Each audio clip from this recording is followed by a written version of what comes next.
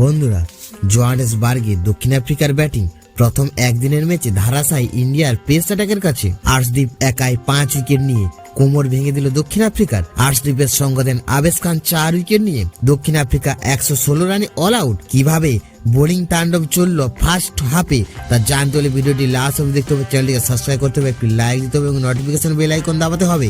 বন্ধুরা, জোহানেসবার্গে দক্ষিণ আফ্রিকার ব্যাটিং ধারাসায় ভারত বোলিং এর কাছে প্রথম একদিনের ম্যাচে আর্শদীপ সিং, আবেশ খান পেস বোলিং তাণ্ডবে কোনো জবাব ছিল না। দক্ষিণ আফ্রিকার ব্যাটাররা ভারতীয় বোলিং এর সামনে কোনো রকমই লড়াই দিতে পারল না। দক্ষিণ আফ্রিকা 116 রানে অল আউট। আর্শদীপ একাই 5 উইকেট নিলেন, 4 উইকেট নিলেন আবেশ খান। দক্ষিণ আফ্রিকার অধিনায়ক এডেন মাকরাম টস জিতে প্রথম ব্যাট করার সিদ্ধান্ত নেন। বন্ধুরা, ঘরের মাঠে সেই সিদ্ধান্ত বেকার হয়ে যায়। দক্ষিণ আফ্রিকা চাপে পড়ে যায়।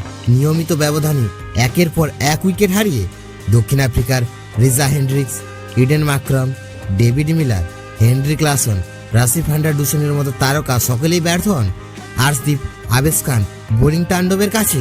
বন্ধুরা, শুরুতেই টনি জি জর্জি 28 রান ও শেষের দিকে অ্যান্ডিল ফুলেকাও 33 রানের ইনিংস না খেললেও আরও লজ্জাজনক স্কোরের সম্মুখীন হতে হতো দক্ষিণ আফ্রিকাকে।